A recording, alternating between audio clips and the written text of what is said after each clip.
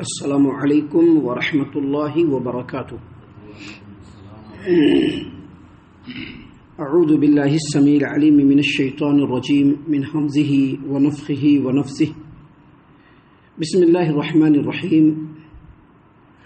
انا عرضنا الامانة على السماوات والارض والجبال فابین ان يحملنها واشفقن منها وحملها الانسان انه كان ظلوما جهولا. ليعذب الله المنافقين والمنافقات والمشركين والمشركات ويتوب الله على المؤمنين والمؤمنات وكان الله غفورا رحيما. ہم نے اپنی امانت آسمانوں، زمین اور پہاڑوں پر پیش کی تو انہوں نے اسے اٹھانے سے انکار کر دیا اور اس سے ڈر گئے، مگر انسان نے اٹھا لیا. یقیناً انسان بڑا ظالم بھی ہے اور بڑا جاہل بھی، جس کا لازمی نتیجہ یہ تھا کہ اللہ تعالیٰ منافق مردوں اور منافق عورتوں کو، مشرک مردوں اور مشرک عورتوں کو سزا دے اور مومن مردوں اور مومن عورتوں پر مہربانی فرمائے، اور اللہ تعالیٰ معاف کر دینے والا اور بخشنے والا ہے. محترم سامعین اکرام، سورۃ الاحزاب سورہ نمبر 33 کی یہ آخری دو آیات ہیں جو ابھی آپ کے سامنے تلاوت کی گئی ہیں، آیت نمبر 72-73. ان دونوں آیتوں کے اندر اللہ تبارک و تعالیٰ نے امانت کا ذکر کیا ہے اپنے، جس کی ذمہ داری اللہ تبارک و تعالیٰ کے کہنے پر اپنی خوشی سے انسانوں نے اٹھائی ہے. یہاں پر امانت سے مراد خلافت کا بوجھ ہے، یعنی خلافت کا مطلب یہ کہ اللہ تبارک و تعالیٰ کے جو احکام ہیں، جو اللہ تبارک و تعالیٰ نازل فرمائے گا، جس کو اللہ نے فرمایا، نبیوں کے اوپر جو اللہ نے کتابیں نازل فرمائی، قرآن کریم جو اللہ تبارک و تعالیٰ نے محمد عربی صلی اللہ علیہ وسلم پر نازل فرمایا، اس میں جو اللہ تعالیٰ نے احکام نازل فرمایا، اور نبیوں کے ذریعے سے جو احکام لوگوں تک پہنچے، ان حکموں کو اپنے اوپر بھی لاگو کرنا ہے اور سماج و معاشرے اور جہاں جہاں اختیار ہے تمام جگہوں پر لاگو کرنا، یہی اصل میں خلافت ہے. سامعین اکرام، امانت کا مطلب خلافت کا بوجھ ہے، جیسا کہ اللہ تعالیٰ نے فرشتوں سے کہا کہ میں زمین میں اپنا خلیفہ بنانے والا ہوں. اور خلیفہ کس کو بنایا؟ انسانوں کو بنایا. خلیفہ کہتے ہی اس کو ہے، خلیفہ کا مطلب ہی وہی ہے. ابھی جو بھی اس دنیا میں حکمران بنا، جو بھی اس دنیا میں خلیفہ بنے، ان کا کام ہی وہی تھا کہ جو اللہ کا حکم ہے اس کو لوگوں پر لاگو کرنا اور خود اپنے اوپر پہلے لاگو کرنا. سامعین اکرام، سیم ٹو سیم یہی ذمہ داری تمام ان لوگوں پر آتی ہے جن کو کسی نہ کسی طریقے سے ذمہ دار بنایا گیا ہے. فار ایگزامپل، کسی جو ہے انسٹیٹیوشن کا ذمہ دار ہے، کسی جماعت و جمعیت کا ذمہ دار ہے، کسی مسجد کا ذمہ دار ہے، مدرسے کا ذمہ دار ہے، اپنے گھر کا ذمہ دار ہے. سب کے سب اس امانت کے بوجھ کو اپنے کندھوں پر اٹھائے ہوئے ہیں، اور اسی کو خلافت کہتے ہیں. اللہ تبارک و تعالیٰ نے فرشتوں سے کہا تھا کہ میں دنیا میں ایک خلیفہ بنانے والا ہوں، لیکن اس سے پہلے اللہ تبارک و تعالیٰ نے آسمانوں، زمین، پہاڑ اور ان جیسی جو عظیم الجثہ مخلوقات ہیں، یعنی آسمان و زمین، پہاڑ، ان تماموں کو اللہ تبارک و تعالیٰ نے پیدا فرمایا. اور پیدا فرمانے کے بعد اللہ نے ان سے پوچھا کہ دیکھو، میں تم کو عقل دوں گا، تم کو تمیز دوں گا، تم کو قوت ارادہ اور اختیار دوں گا. تمہارا کام یہ ہوگا کہ جو میرا حکم ہوگا اس کے اوپر چلنا ہے اور اسی پر لوگوں کو، دوسروں کو چلانا ہے. تمہارا کام یہ ہوگا، اور تم کو نافرمانی کا اختیار دیا جائے گا، لیکن اس کے باوجود جو میرا حکم ہوگا اس کے مطابق تم کو چلنا ہے. کیا تم اس عظیم ذمہ داری کو اٹھاتے ہو؟ سارے کے سارے ڈر گئے. دیکھیے اللہ نے کیا فرمایا، انا عرضنا الامانة على السماوات والارض والجبال فابین ان يحملنها واشفقن منها. یعنی ہم نے امانت کو آسمانوں، زمین، پہاڑوں پر پیش کیا تو انہوں نے اٹھانے سے انکار کر دیا اور اس سے ڈر گئے. کیوں ڈر گئے؟ کہ بہت بڑی ذمہ داری ہے، کیسے ادا کریں گے؟ بہت بڑی ذمہ داری ہے، کیسے ادا کریں گے؟ آج جو علماء کرام قرآن کریم اور احادیث کی روشنی میں جو اتنا بولتے ہیں، کیوں بولتے ہیں؟ ان کو کسی سے پرسنل دشمنی نہیں ہے. یہ نہیں کہ پرسنل، لوگ ان سے پرسنل دشمنی لے لیتے ہیں. ابھی عالم اگر کچھ بات بولتا ہے جو حق اور حقیقت کی ہوتی ہے، جو قرآن کی بات ہوتی ہے، جو ان کی اپنی ذمہ داری ہوتی ہے، تو عالم کسی کی پرسنل دشمنی سے نہیں بولتا ہے، لیکن لوگ سننے کے بعد اس کو پرسنل لیتے ہیں اور پھر پرسنل دشمنی کرتے ہیں. وہ کیوں بولتے ہیں؟ کیونکہ ہر آدمی ذمہ دار ہے. ابھی یہ بچہ 18 سال کا ہو گیا، اب یہ خود ذمہ دار ہے. اب اس کے ہر بھلے برے کے بارے میں دنیا میں بھی لوگ پوچھیں گے اسی سے، اور آخرت میں اللہ تبارک و تعالیٰ ضرور پوچھے گا. ہم میں سے ہر شخص جہاں جہاں پر ہے اس نے اللہ تبارک و تعالیٰ کی دی ہوئی ذمہ داریوں کو کتنا ادا کیا، قیامت کے دن پوچھے گا اللہ تبارک و تعالیٰ اس سے۔ اسی طرح سے اللہ تعالیٰ نے آسمان و زمین اور پہاڑ جیسی عظیم الجثہ مخلوقات کو پیدا کیا، اور پیدا کرنے کے بعد ان سے ہم کلام ہوتے ہوئے پوچھا اللہ تبارک و تعالیٰ نے کہ دیکھو میں تم لوگوں کو قوت ارادہ بھی دوں گا، قوت تمیز بھی دوں گا اور اختیار بھی دوں گا، لیکن اس کے بدلے میں تم کو ایک امانت کا بوجھ اٹھانا پڑے گا، اور وہ امانت کا بوجھ کیا ہے کہ جو میں حکم دوں گا اسی کے مطابق تم کو عمل کرنا ہے، اور تم کو نافرمانی کا اختیار ملے گا، اس کے باوجود کرنا وہی ہے جو میرا حکم ہوگا۔ آسمان و زمین اور پہاڑ کیا ہے؟ ڈر گئے، نہیں کر پائیں گے۔ اللہ تبارک و تعالیٰ نے فرمایا وَحَمَلَهَا الْإِنسان، لیکن انسان نے اٹھا لیا۔ انسان جس کے پیدائش کی بنیادی بالکل کمزور ہے کہ نہیں؟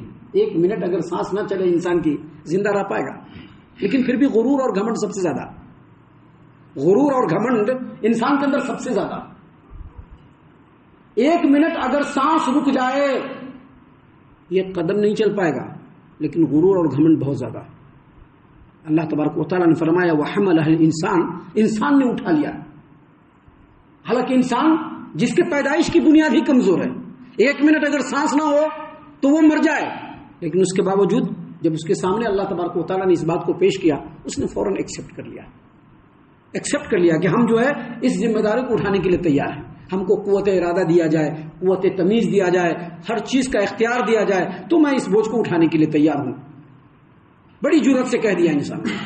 یہاں پر یہ جو بات اللہ تبارک و تعالیٰ کی پہاڑوں سے، آسمانوں سے اور زمین سے ہوئی تھی، یا انسانوں سے جو ہوا یہ بات جو ہوئی، یہ زبان حال سے ہوئی یا زبان قال سے ہوئی یا بطور ایگزامپل اللہ تبارک و تعالیٰ نے فرمایا ہے، اس کی وضاحت نہیں ہے، لیکن اتنا ضرور ہے کہ انسانوں نے اس ذمہ داری کو ایکسیپٹ کرنے کے لیے تیار کر دیا۔ آپ کو معلوم ہوگا اللہ تبارک و تعالیٰ نے عالم ارواح میں تمام انسانوں کی روح کو جمع کیا اور سب سے پوچھا کیا؟ الست بربکم، کیا میں تمہارا رب نہیں ہوں؟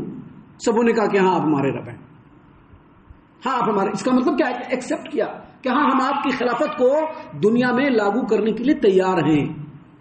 یہاں پر دوسری بات غور کرنے کی یہ ہے کہ صرف انسان ذمہ دار مخلوق نہیں ہے آج کی ڈیٹ میں۔ اللہ تعالیٰ نے قرآن کریم میں کیا فرمایا؟ وما خلقت الجن والانس، جن کو بھی اور انسانوں کو بھی پیدا کس چیز کے لیے کیا؟ تاکہ وہ میری عبادت کرے۔ کل قیامت میں صرف انسانوں سے پوچھ گچھ نہیں ہوگی، جناتوں سے بھی پوچھ گچھ ہوگی، ان کو بھی جنت و جہنم کا مسئلہ ہے، بات سمجھ رہے ہیں نا؟ لیکن یہاں پر صرف انسان کا جو ذکر ہے اس کی وجہ یہ ہے کہ انسان جن سے بھی زیادہ اشرف المخلوقات ہے۔ اللہ تعالیٰ نے استعداد، صلاحیت، کسی بھی چیز کو سوچنے سمجھنے اور اس کو نتیجے تک پہنچانے کا جو ہنر اور ملکہ دیا ہے، جنوں سے زیادہ انسانوں کو اللہ تبارک و تعالیٰ نے دیا ہے۔ اسی لیے اصل میں انسان کا ذکر ہے اور اس کے ساتھ جن بھی مکلف مخلوق ہے جس کو اس امانت کے حساب سے اپنی زندگی گزارنی ہے۔ اللہ تبارک و تعالیٰ نے فرمایا کہ ہم نے امانت کو آسمانوں، زمین اور پہاڑوں پر پیش کیا تو انہوں نے اٹھانے سے انکار کر دیا اور اس سے ڈر گئے، مگر انسان نے اٹھا لیا، یقیناً وہ بڑا ظالم اور جاہل ہے۔ یہ ظلوم اور جہول کا لفظ ہے، انہ کان ظلوما جہولا، بے شک انسان بہت بڑا ظالم اور بہت بڑا جاہل ہے۔ یہ ظلوم بھی مبالغہ کا صیغہ ہے اور جہول بھی مبالغہ کا صیغہ ہے۔ ظلوم کا مطلب ہوتا ہے بہت بڑا ظالم۔ بہت بڑا ظالم کس اعتبار سے؟ ابھی اشرف المخلوقات بننا ہے اور ذرا سب سے اونچے پائیدان پر میرا معاملہ رہے، فوراً ایکسیپٹ کر لیا کہ ہاں ہم خلیفہ بننے کے لیے تیار ہیں، ہم اشرف المخلوقات بننے کے لیے تیار ہیں، اس ذمہ داری کے بوجھ کو اٹھانے کے لیے تیار ہیں۔ لیکن جیسے ہی دنیا میں آیا اور دنیا کی رنگینیوں کو دیکھا، یہاں کی مستیوں کو دیکھا اور یہاں کے حساب کتاب کو دیکھا تو اسی میں ڈوب گیا۔ اللہ نے کتنی بڑی ذمہ داری اس کو دی ہے، اس کو کچھ بھی پرواہ نہیں ہے۔ پرواہ کیا؟ بتا دے کوئی کہ ہاں پرواہ ہے؟ ہم میں سے کسی کو پرواہ نہیں ہے، سب اپنے اپنے میں لگے ہوئے ہیں، اپنا اپنا معاملہ ہے، سب اپنے اپنے معاملے کو سیدھا کرنے میں لگے ہوئے ہیں، ہے کہ نہیں ہے؟ بولیے۔ بہت بڑا ظالم ہے انسان۔ آج بھی آپ دیکھیں گے انسان کو بڑی چاہت ہوتی ہے ذرا اونچا مقام، ہے کہ نہیں؟ چاہے جس اعتبار سے ہو ذرا اونچا عہدہ رہے ہمارا۔ اب اس عہدے کو ہم کتنا ادا کر رہے ہیں یہ خود ہم کو پتہ نہیں ہے، یہ خود ہم کو پتہ نہیں ہے کہ اس عہدے کو ہم کس قدر ادا کر رہے ہیں۔ یاد رکھیے دنیا میں جس کو جو چیز ملا ہے وہ اس کی امانت ہے۔ اگر کوئی عالم دین ہے تو وہ بھی امانت کو اللہ تبارک و تعالیٰ کی اٹھائے ہوا ہے، اس کا کام یہ ہے کہ جو علم اللہ تبارک و تعالیٰ نے دیا ہے اس کی روشنی میں پہلے خود اس پر عمل کرے اور پھر دنیا کو دکھلائے سمجھائے، اس کی یہ ذمہ داری ہے۔ اور اسی طرح سے ہر انسان کی ذمہ داری ہے، جو جہاں پر اس کے وہ ذمہ داری ہے، وہ کتنا ادا کر رہا ہے، اس کا جسٹس پہلے زندگی میں خود اس کو کرنا ہے، اور اگر دنیا میں اس کا فیصلہ نہیں کر پائے گا تو قیامت میں تو اللہ تعالیٰ ہر اعتبار سے ہر ایک کا فیصلہ فرما دے گا۔ اسی لیے اللہ نے کہا کہ انسان بہت بڑا ظالم ہے اس اعتبار سے کہ اس کو بہت بڑا عہدہ چاہیے بول کر کے تو لے لیا، لیکن جیسے ہی دنیا میں آیا اپنی ذمہ داریوں کو بھول گیا، خلی بلی کر دیا سب چیز کو۔